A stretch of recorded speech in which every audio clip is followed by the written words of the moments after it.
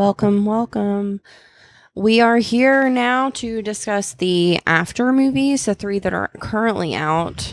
Mm-hmm. The fourth one, I guess 4.5. Yeah, because there's going to be a second part. No, 3.5, right? Uh, How would you list that? Because there are 3 movies and this is a half part, so would it be 4.5 or would it be 3.5? I guess 3.5 because there's 3 and then there's half. Yep, because there's 2 parts to the 4th movie, and then there are going to be 2 movies after the after the conclusion of the 4th book. Yeah. So movie 3.5 will be out in 2 weeks, which we plan on going to see. Live, in action, in Richmond, Kentucky. Catch us there, y'all. Yes, if you're randomly listening to us, and I know we don't have a ton of followers yet, we know, but if you are in Richmond, Kentucky, and you like hibachi or you want to see the movie, we'll be there at the Cinemark Theater in Richmond, Kentucky. Mm-hmm. We will be there at 7 o'clock. Well, we'll be at dinner probably at 6? We're gonna go get some din first. Kodo in Richmond, Kentucky. Dinner at 5:30. Yeah. We'll say 5:30. We said it at the same time. It has to be 5:30. Of course. 5:30.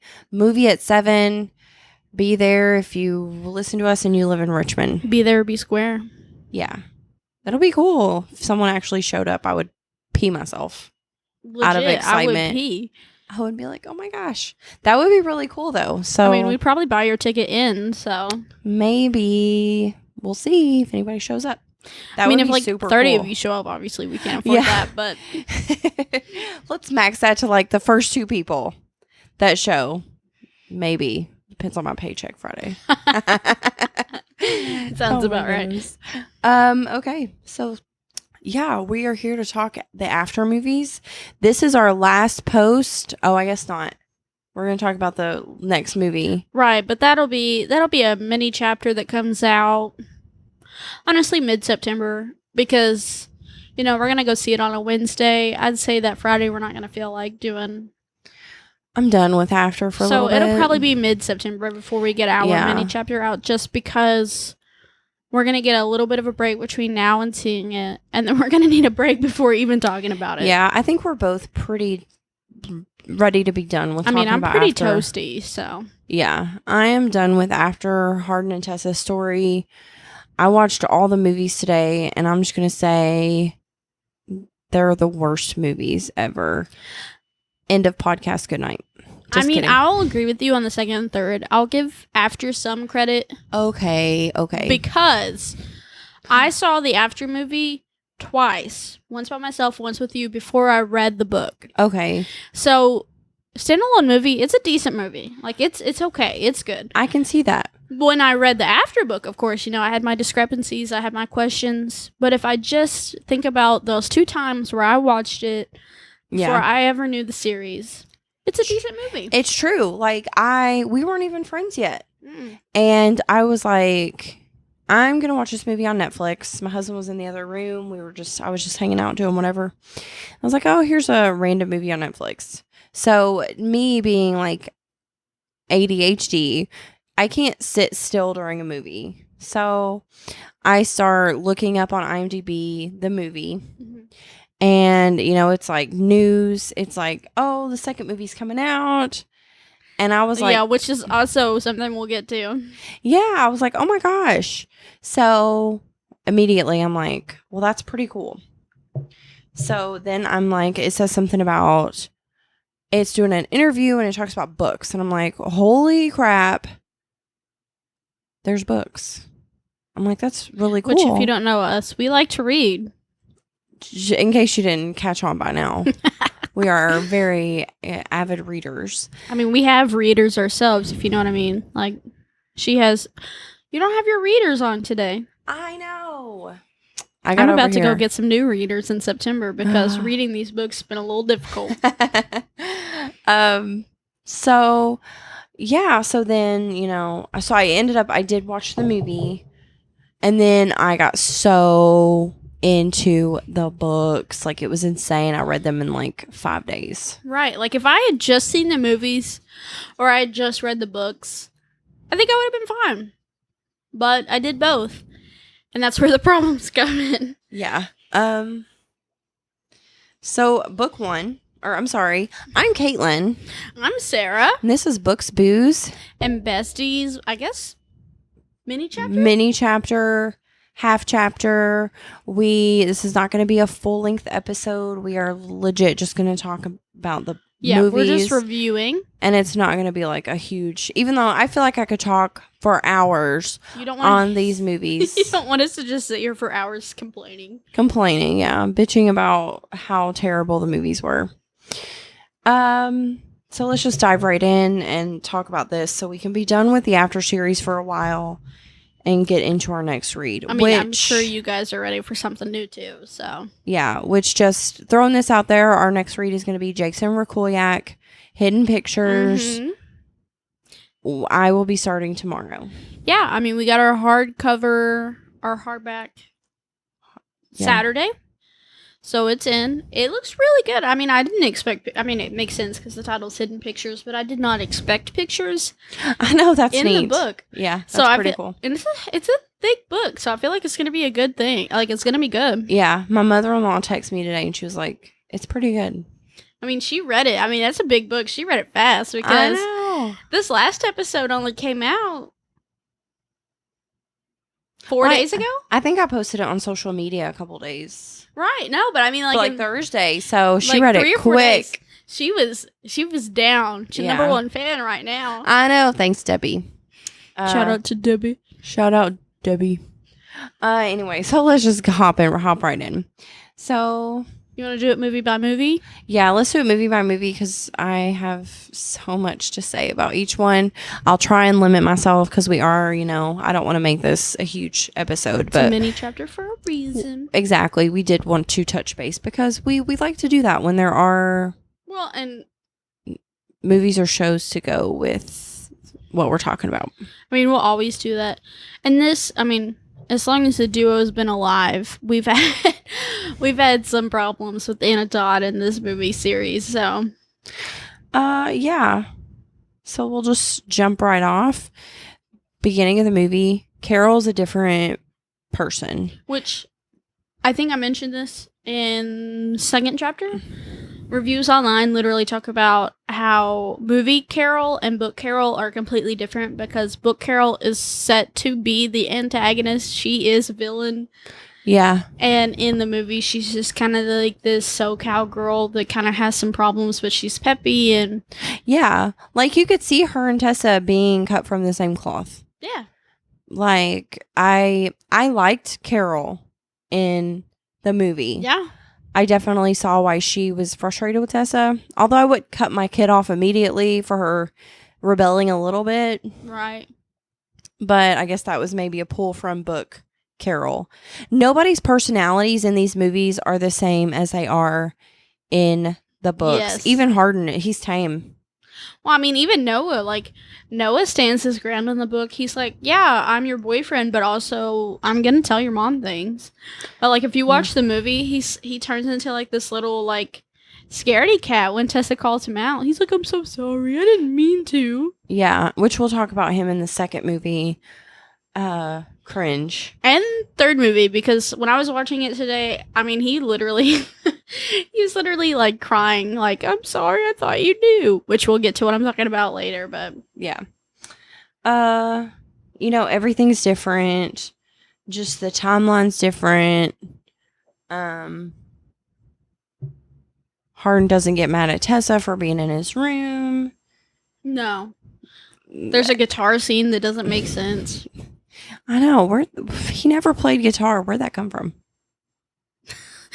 There's also, scenes of him sitting on roofs. What's the plural form of roofs? He was sitting on the roof of the flat house. The flat house. I mean, if you were in England, it would be a flat house. So he was sitting on the roof of the frat house. Yes. The roof. No, I'm teasing.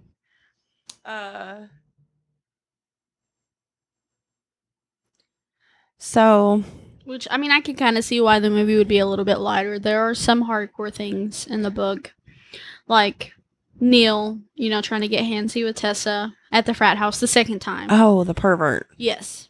That's Neil, which you find out in before. Oh, Jesus. There was added in stuff that I just did not believe was supposed to ever be in it. Which, he was basically a serial rapist is what I took away from that. Well, and that's another discrepancy for me because after reading before and then watching after the movie, like in before, Hardin talks about having to save Molly last year and Steph from, guys when they're intoxicated and asleep at the frat house. But then, in the after book and in the movie, they just let them sleep wherever and it's no big deal. Which in real life, it's still a big deal aside from the movie and stuff. Like, rape and sexual assault is a very big thing and it's something very common. So, I mean, it's something to take very seriously. Yes. I think the saving grace in the original After movie was the chemistry between Tessa and Hardin. Mm-hmm. Josephine and Hero played a good couple on screen. I mean, it might not have been the Hardin and the Tessa from the books, but they had good chemistry. Yeah. I felt like they actually cared about each other. They were in love. Mm-hmm. Especially when he's getting outed in the end. I felt like he was like legit scared. Nervous, upset. I think so too. That scene just makes me feel awkward because it's an awkward scene, but yeah. Yes. So the fight over the book in Pride and Prejudice was way too soon in the movie. Like, they hadn't even kissed. I mean, so many things are skipped. Yeah, I know. And I am willing to make sacrifices. I know that when a movie is made based on a book, Harry Potter, Twilight, any movie I've seen that's been turned into... I don't know what you're talking about. Twilight was perfect. Anyway. I'm a Twihard fan. I'm a Twihard fan, but... I'm a simp for Twihard. So... I now forgot what I was saying. Dang it. How you're okay that sacrifices... Oh, yeah. Made. Like, I get it. This was not even... Really, all that was the same were the names. Well, and... Like, I get sacrifices, but this is still an hour-and-a-half movie, and then you have Marvel movies that are like 2 hours, 2.5 hours. I mean... Yeah. Nobody would have cared if this movie was, even 20 minutes longer. Do you know how much stuff could have been covered in another 20 minutes? Well, apparently the creek scene was completely different, or the lake, or wherever they were at. There was, like, sex stuff in there. Not that I want to see these teenagers going at it, but, cut screen, man. Just allude to whatever's going on. I mean, sex was just, it was a big part of these books. Well, and big discrepancy. I mean, this is a big discrepancy for me, but that's just because I'm nitpicky. But I'm nitpicky. I mean, you get to the apartment, the first apartment they have, it's literally a studio apartment because there's a bathtub in the middle of the living room. Nothing makes sense. And then suddenly in the second movie, they have a separate bedroom and a separate bathroom. Like, there are 3 rooms in this apartment. But in the first movie, it's literally a studio apartment. Yeah. And it's not even... That's another big discrepancy. In the book, the first time they go there, he says it's a professor's apartment that he's borrowing. Right. She doesn't even know he rented an apartment. But somehow her name's on the lease. Yeah. Yeah. And Professor they still Soto live there. Out there. Hashtag Professor Soto. Hashtag. So, speaking of professors, she was weird. And that's what you get from a good book. I was like, ooh, you're weird. Mm-hmm. The scenes with her are weird. And they fight over the Pride and Prejudice, which it's all cringy. It's just so cringy. There is a lot of cringe. A lot of cringe. I think another big thing for me is the change in actors and actresses every movie. Ugh. I mean, The actor that played Landon in the first movie was a good Landon. It is the Landon you expected. The first and second movie. And then and nothing against the actor in the third movie because I love him in Sabrina. Yeah. But he does not have the right personality for the Landon character. They don't even portray him as, like, having the same kind of personality other than being maybe a kind person. Right. I mean, Landon from the books is kind and gentle and naive. And in the third movie, the actor that plays Landon is more carefree. And, we didn't get the same vibe. Mm-mm. But I have to talk about something in the first book that really bothered me. Jace. Talk about cringe. I mean, the way they portrayed Jace, they make it sound like he's this 30-year-old townie. Well, the guy that played him was one of the producers, I think. I can't confirm. I mean, even in the books, Jace's character doesn't make sense. So, I know that they made scenes for him specifically, like the tattoo parlor where he's giving Steph a tattoo. Trash scene. Mm-hmm. Get rid of it. What other scene? Oh, where she gets in Hardin's car and he's just sitting in there and she's like, "Where's Hardin?" He's like, "What? I can't borrow my friend's car?" No, you freaking weirdo. Because Hardin doesn't allow that. Why? And plus, he tried to, like, make out with her against her will. So that was weird. Mm-hmm. And she's just like, "Where's Hardin?" And it's just, any scene with him was cringy. And I hated it. I was like, you're wasting valuable, precious seconds of the movie on this guy who you obviously made scenes for so he could be he could be an actor in it. He was a trash actor. I was like, ew, you're weird. He was ew. I'm looking at my notes.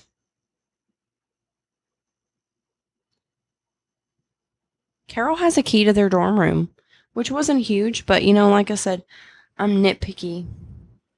Yeah, that's weird. I didn't like that, and I just was like, she's 18, and you have a key to her dorm room. Anyway, also, at the wedding, Hardin is listening to his dad speak, and he talks about, he's like, "My father was a drunk," and she legit says, "At least he's trying. My dad never blah, blah, blah."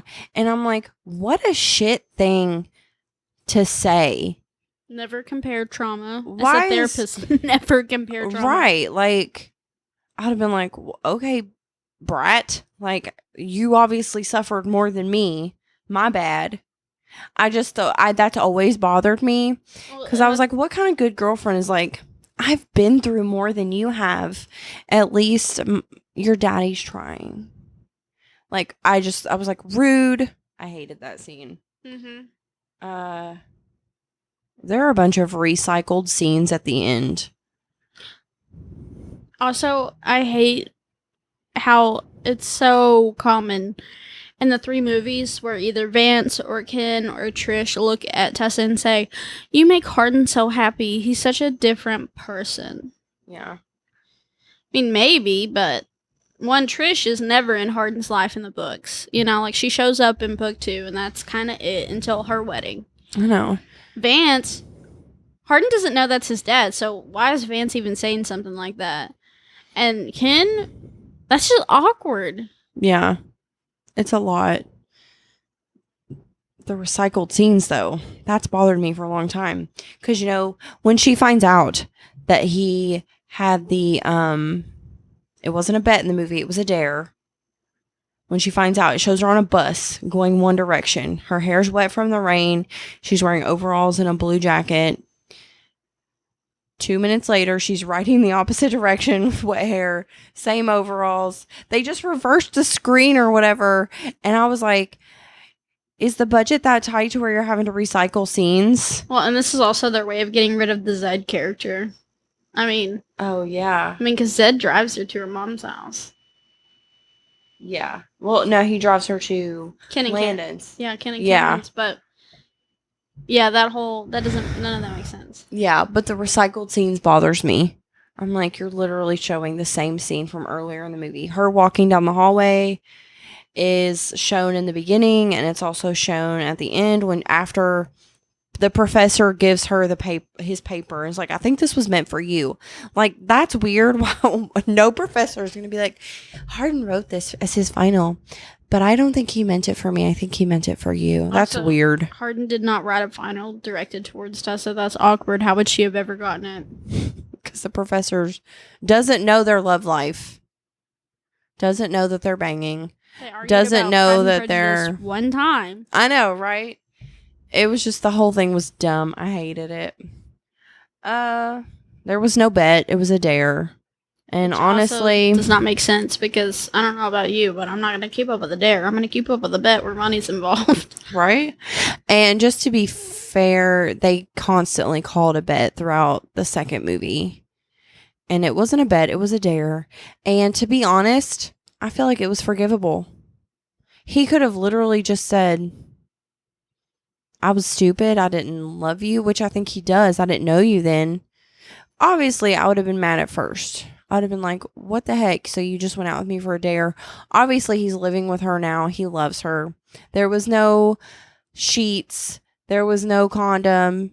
The sheets were really the unforgivable thing. The sheets and the condom and him sharing all the details, which it doesn't ever say that he did. Right. The book makes this so much worse. I was stunned when I watched the movie first and then I transitioned to the book. I was like, holy crap.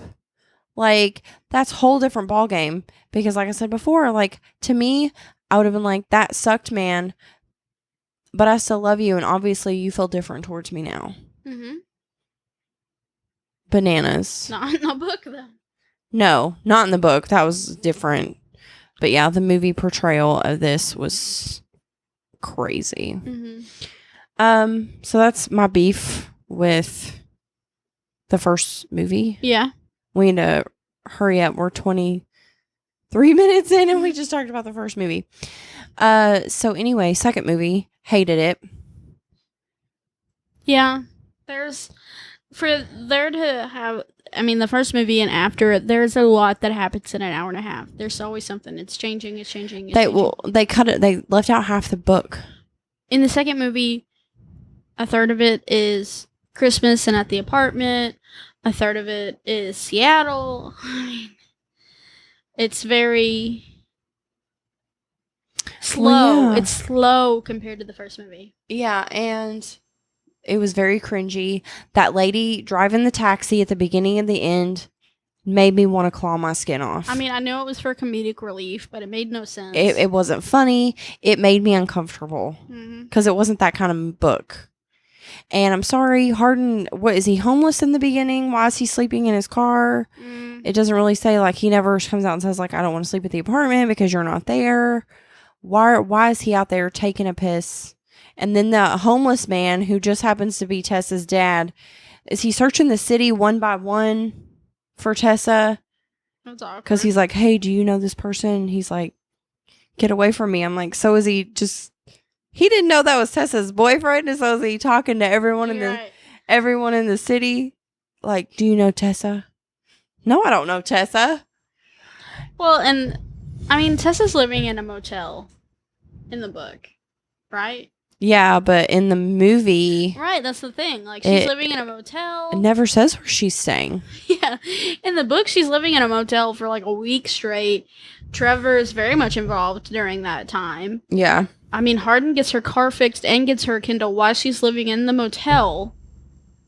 And then in the movie, none of that's touched on. Trevor plays a very minimal role. Yeah. I mean, she kisses him, and then there's the weak kick at the hotel. That makes me laugh every time I see it. He's like, I'm going to give you a little nudge in this door. Trevor! It's just so bad. So... I'm going to say the top two cringiest things in this movie, other than the character changes. The top two cringiest are when they're in bed together and he's like doing things underneath the blanket to her. And She's like, it's not working. Look. I'm like, I get what you're probably saying, but why? Why is this in the movie? It was weird. I didn't like it. It was very cringe. I was like, I just want to cover my eyes. Second cringiest that I can think of. I'm sure there are a whole bunch of cringy. When Tessa shows up at her mom's house and Noah's there and he's like hugging her and sniffing her hair and he starts crying. Like, and her mom calls his phone to FaceTime. She's like, her personality, she's had a lobotomy because they're trying to portray more of book Carol at this point, which I'm like, just go with whatever you picked in the first movie. Make her, a different Carol. Just stick with it. Don't make her two different people because you're trying to, now you realize you made a mistake in the first movie. Don't backtrack like that. There were some things, obviously, yes, they changed and it was okay. But don't make her like, because now she just seems crazy. She's like, don't you fucking hang up on me. And she's like, I don't know. And like Noah's over here crying. He's like, I'm sorry, Carol. Yeah, that's the scene I was talking about earlier where how in the book Noah is, he's so, I don't want to say hardcore, but he's very he's very straight edge. He's, yeah, he shows minimal emotion. Like, he's just Noah. And then in the movie, I mean, he accidentally spills the beans about Tessa's dad, and then he's just in the background sobbing. And then he's like, yes, Carol, she knows. Like, why are you up in Carol's business? Like, did you just take Tessa's place as her child when Tessa went to school? Yes, it was just so cringy. I hated it. Hated it so much. I was uncomfortable. I watched that and I was like, I had that emoji face of. Well, and after watching the second movie again today too, I feel like Hardin in the first movie and Hardin in the second movie, like the way Hero played them, Hardin in the second movie shows less emotion. Bless me. Bless you. He shows less emotion. He's less intense. Like, he seems very fake. Like, I paused on a scene earlier where he's like shocked, like his mouth is just agape, and I'm like, that's awkward. That makes me laugh. Like, it made me laugh. I was like, that's awkward. Yeah. Well, and they just tried to completely change these characters' personalities. Like, Hardin, movie 1 and movie 2 and 3 are different. Mm-hmm. They're just completely different. Everybody's different because first movie was a success, but then all the readers, all of the original fans are like, but that's not the characters we know. Reigned. Like, I could not imagine having been an avid reader of all the books, a follower for years, to have this be the movie that showed up on my doorstep. No way. No freaking way. I would have been livid. But then they tried to be like, okay, well, we're going to change it because everyone was so disappointed.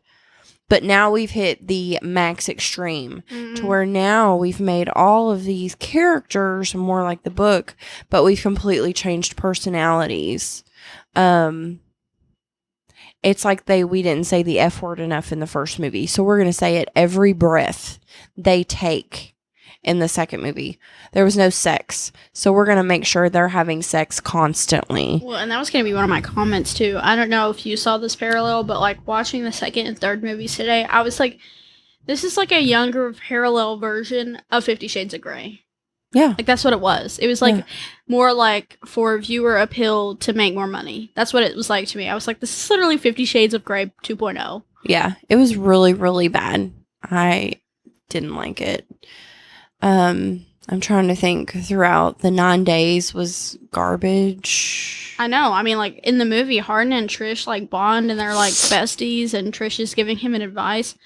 Hardin does not give a shit about Trish. And the entire book series, that's just his mom, and that's that. When they get in their apartment and she's just getting in from London, she visits for Christmas. He's like, let me run you a bath. I'm like, what? That's super awkward. Book Hardin never would have offered to run a bath. Just saying. Also, after reading the series and reading before today, the description of Trish and Hardin's house back in London, it was like in shambles. Like, there's literally a part that talks about like bugs in the kitchen, aka roaches. But yeah. And Hardin talks about how the walls were coated in like yellow from smoking in the house for years. That is not the house they live in the movies. No. It was just all different. She immediately forgives him after the 9 days. Mm-hmm. You know, and then there's the taxi driver again. And the scene at Vance's Christmas party, that whole thing is awkward. Like, this is Vance, very well-known business owner. He's very, like, popular. He is a pillar of the community, if you will. And then Tessa and Hardin get their moment at his Christmas party. It's super cringe. It's super awkward. It, like, kind of revolves... It's not a Christmas party. It's the Seattle party, but it looks like a Christmas party. Yeah. They're moving to Seattle. Yeah, it's the Seattle party. But it's like a Christmas party because everybody's dressed up. But like they get this. It probably was a Christmas party in this. I mean, but it was like a big ass scene for like Tessa and Hardin rekindle, and they're like, Hardin, go to this party if you want to win Tessa back, and he shows up, and then he's like, meh, never mind, and then walks out. And then she drops red wine on their carpet, which is super awkward. And if you read the book, you know she leaves with Zed there too. Yeah, but Trevor's there with her, and he's awkwardly in the bathroom rehearsing, which you don't find out until like a cutscene in the end credits, which is also awkward. Yeah, the whole thing is just, and then he's not even in movie 3. Mm-mm. So I feel like you were talking about cringy things earlier. This is a cringe thing, both in the book and in the movies. The amount of times that Hardin and Tessa are willing to have sex in the opposite room of a parent is disgusting. There's Trish at the apartment. There's Tessa's dad when he's living there. They have sex in the shower with his mom somewhere around it. That was like, they rushed everything. It was like her birthday. So he said, your perfect birthday. And it was actually supposed to be after rekindling after they were separated for the 9 days. I mean, when they're at the New York City apartment, Landon. It's awkward. The amount of times they're willing to have sex. The hot tub where her panties are just floating around in the third movie/book. Yeah. That's what I'm saying. Like, there was a lot of sex in the books.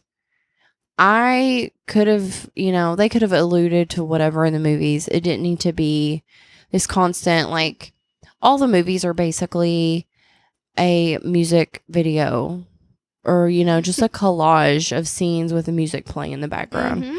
I was just, especially the first movie, and which I liked the soundtrack to that one. So, just saying. Just saying. The only thing I really liked about the second movie was the Molly and Tessa fight. Yeah, they did a really good job. That was pretty good. That's the only thing I felt like was remotely similar. Mm-hmm. And Molly was over the top in movie 2. Like, she was like, "You want me to steal your boyfriend?" And I'm like, "You're trying too hard now." Mm-hmm. Like, I didn't like it. We didn't even talk about that big discrepancy. Tristan's a girl, but in the book, Tristan is a boy, which, like, whatever, like, no big deal, except Tristan and Zed are supposed to be roommates. Yeah. And so I guess they were probably like, there's so many discrepancies and everything's so different. This is just like a drop in the bucket now. Which, like, Tristan and Zed were supposed to be roommates, like, that's why Tristan was a boy in the books. I don't know. Like, it didn't make a difference in the movies, I don't feel like, but that was another big change that was made. Yeah, and like I said, it was just one more change that they had made. No big deal. No big deal. So we end that, that was the same ending. Hardin gets a tattoo. Yeah, because they walk outside and there's homeless dad. I know, randomly, which, same thing in the book. It was fate. Which I talked about this when we were discussing the third book. I was like, of all the people, of all the places, he magically just happened to be in the right spot at the right time. Yup. Biggest coincidence in the world. Yeah, I agree. So, book or movie 3, probably the worst of all. Because this really needed to be a 2-part movie. If they were going to make any of the series 2 parts, it needed to be the 3rd movie. Which I know I repeatedly said, it's 833 pages. I mean, there's just a lot that happens. Yeah, it should have been broken up into 2 parts. Instead, they basically cut out most of it. It was like 90 minutes. Yeah, it was 90 minutes. It was an hour-and-a-half movie. Which is insane. I mean, they've made Eclipse of the Twilight series. No, I'm sorry. The last one, Breaking Dawn. They made that 2 parts, and it was like 500 and something. I mean, they did the same thing with Deathly Hallows for Harry Potter. Yeah, and that was probably a little bit longer, but it was not 833 pages. It wasn't. And let's just talk about Breaking Dawn and Deathly Hallows. Like, you knew what was going to happen in those books. You knew where it was leading. Like, Breaking Dawn had a little bit of a twist in the end where you could make them 2 parts and it was okay. This really needed to be 2 parts. Right. To even semi-do them justice. Yeah, they didn't do them justice whatsoever. More cringe. I'm trying to, think through the movie. The acting was trash. Mm-hmm. This had new Landon in it. New Vance. New Karen. Or did new Karen come in the second movie? There's a new Karen in every movie so far. Okay. New Kimberly. Mm-hmm. Who else was new? Maybe that was just the main 3 that were new. So in movie 2, Vance isn't even British, but he is in movie 3, mm-hmm. which was just, I'm like, so you can't even have him be the same nationality. It just was so bad.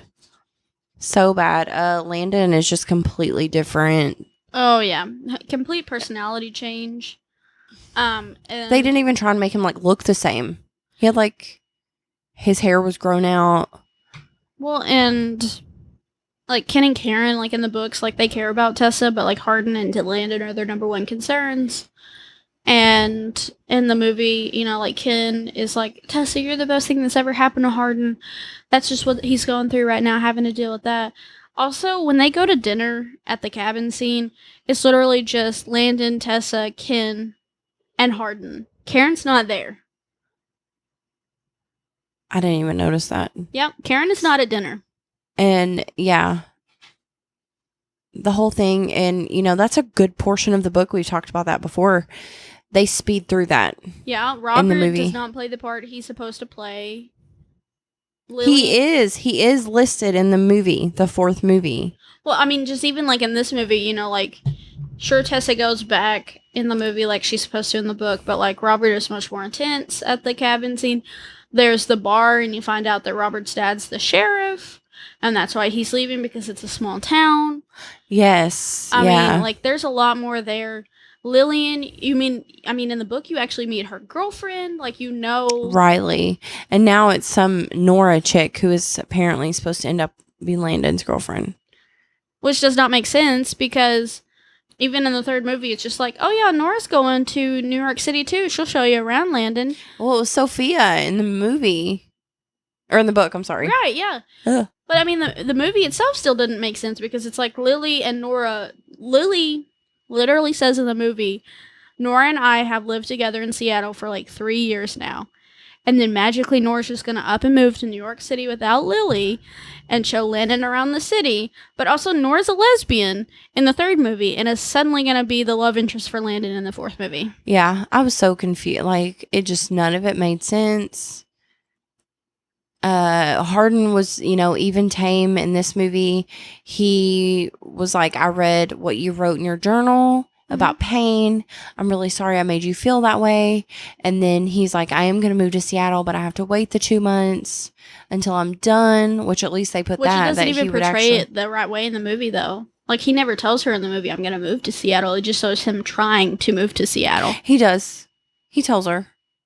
At the bar scene where she's oh, okay. I skipped through that. That makes sense. Oh, the part where I saw was just him going to Ken and saying, can I move? And Ken was there's no way you can move. You just need to finish here and then move. Yeah. But like, no, he does tell her, but that scene was more cringe because she's like trying to dance, but she just keeps pulling her hair out of her face. I don't know what she was attempting to do. Also in the book, they have sex at this bar, so. Oh, yeah. She grinds on him for like 20 minutes straight at the bar, and then they go out to his car and do the dirty. Bang it out. It was just, oh, God. This movie's the worst. Yeah, no, everything is. And then really, I mean, then, she's like, we had sex last night. Or, I'm sorry, that was earlier, but, and she's like, I need plan B. And then they just hang out. They go get plan B. I mean, did you, in that part in the movie, they're just like so carefree and they're like so lively walking through Walgreens. It's awkward. Yeah. Like hair is flowing. They're holding hands. It's so cute. And it's literally at Walgreens to get plan B. I know. It was just so dumb. I just dislike all this crap. And then at the end of the scene, Hardin was like, that was a really great weekend. I know. We had to go, we went together. We got plan B. It was beautiful. I can't wait to see you again. More plan B in our future. And I mean, in the book, Hardin in the book is so much more intense. There's so much more drama. Being at the cabin, he's sabotaging her move to Seattle. Yeah. I mean, he literally tries to fight at the bar. I mean, there's so much more with Lily. And then it takes a long time for them to repair what happened at the cabin while she's in Seattle. But in the movie, it takes one weekend. Yeah. I mean, even then, even right after this, it jumps to Mom's getting married in London. I got us tickets. Right. I mean, it literally jumps from we had another rough patch to I found out you're moving to Seattle, but let's go to a cabin with my family for the weekend, to you moved to Seattle because we had a rough weekend at the cabin. And then they're in London. Yeah. It's just really bad. All the movies are trash. Mm-hmm. But we're rolling up on 45 minutes. So I'm trying to think if there's anything else. Is there anything else that jumps out to you? No, I mean, it's just all super cringe. I mean, like I said in the beginning, if I had just read the books or if I had just watched the movies, even the movies, the characters changing just devalues it completely. And the fact that they're not even like consistent. Vance is a total douchebag in the movie. She walks in for her first date and he's like screaming and yelling on the phone, F this, F that. And then that's not how he is at all in the book. Like, why though? Like, why couldn't they just have him still have the same personality? Why did it have to be so different?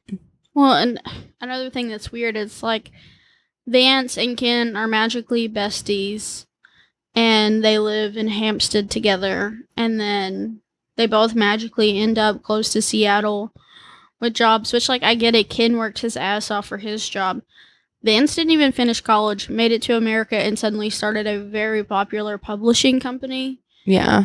Doesn't add up. Also, why would Ken go there, too, if he already knew what Vance and Trish had done? Like, why would Ken follow Vance to there? Yeah. Yeah, because Hardin wasn't there. He didn't go there till his mom made him. Yeah. Yeah.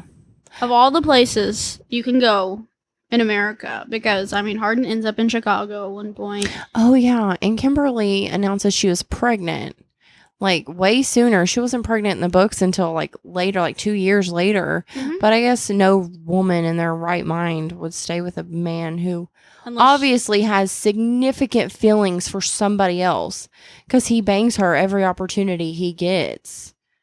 Which doesn't add up in the book. And literally, they sleep together for the first time a month before he moves to America. And literally, he left Kimberly at their hotel with his son. Character change. Another character change was Smith.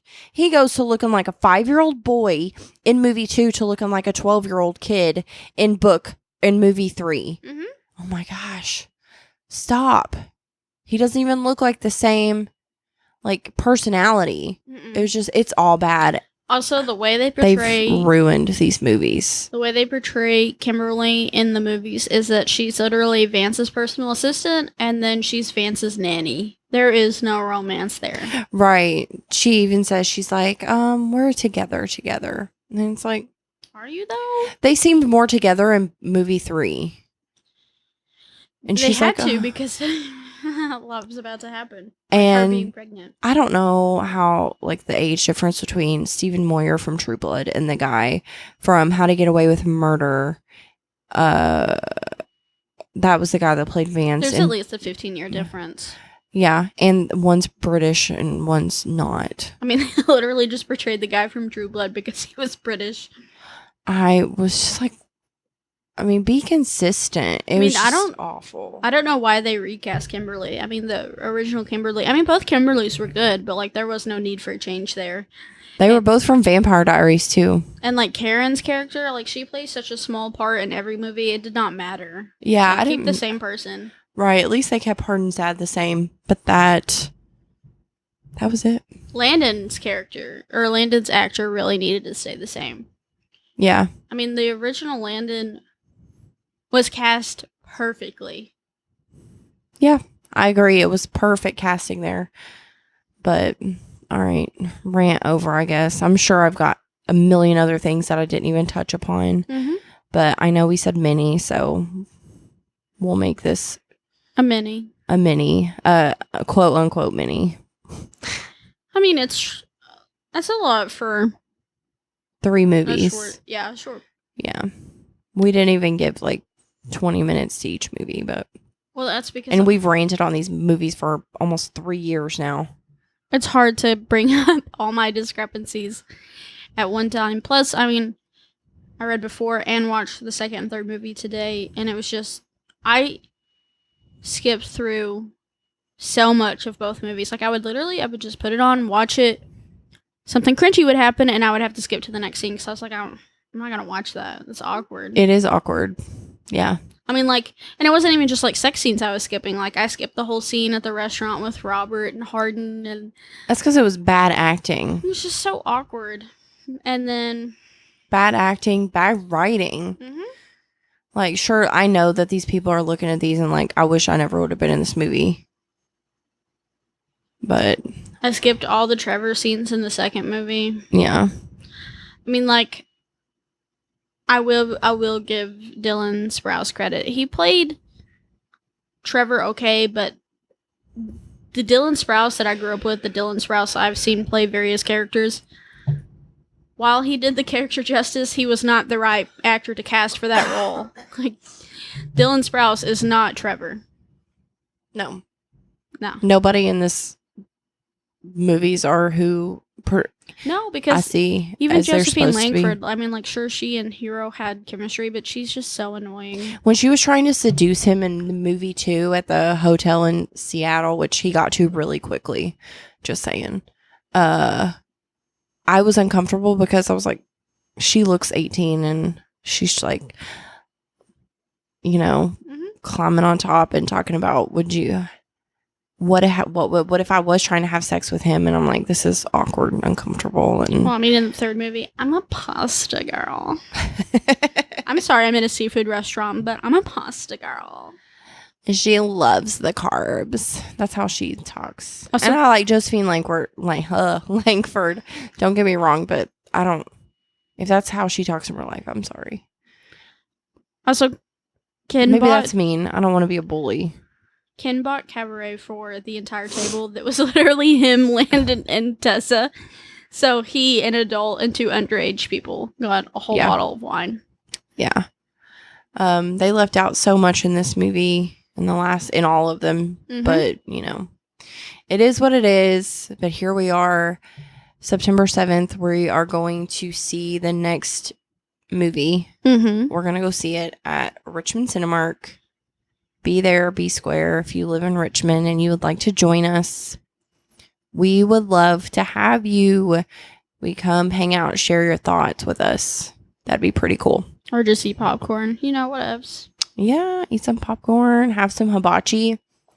I'm a hibachi girl. I'm a slut for some hibachi. All right, guys. So, you know, we mentioned before, like, subscribe, review, same old. We are reading Hidden Pictures by Jason Rekulyak next time. So, not this Wednesday, but next Wednesday, we'll have a new episode out. Jason Rekulyak, Hidden Pictures. Yeah, a week from when you hear this, will be something completely new. Which we're really excited. I'm so ready. Yes. Yay. Horror, thriller, whatever you want to call it. Yeah. Also, we're doing a giveaway. Mm-hmm. Hit us up on social media. Our main things are Facebook and Instagram. We're on Twitter. I probably don't keep up with that like I'm supposed to. I don't. I mean, Twitter's kind of fallen off, so it's fine. You can also watch us on YouTube if you don't like to just listen and also want to see us just sit here awkwardly. Yeah. Go right ahead. This is what we do, though. Once we get 100 followers on our Facebook page, that's when we're going to do our giveaway. Yes, we will be doing 3 months of Audible on us. Which is kind of a banger. Right? Just saying. For 100 followers, that's pretty nice. We're kind of bougie. Kudos to us. Anyway, so hit us up on Facebook, Instagram, TikTok, Twitter. Oh, yes, I forgot. We're on TikTok. We got some banging videos on there, too. We'll post more. We need more. We need to TikTok more. We usually have to be pretty tipsy. Actually, I was thinking, I didn't mean to interrupt. I'm sorry. No, you're fine. I was thinking about posting like reaction videos just of like us making faces at this books. That's not a bad idea. So record yourself. Anyway, all right, guys. That's all I've got. Like us up on social media. And we'll catch you next chapter, Smuts. Later.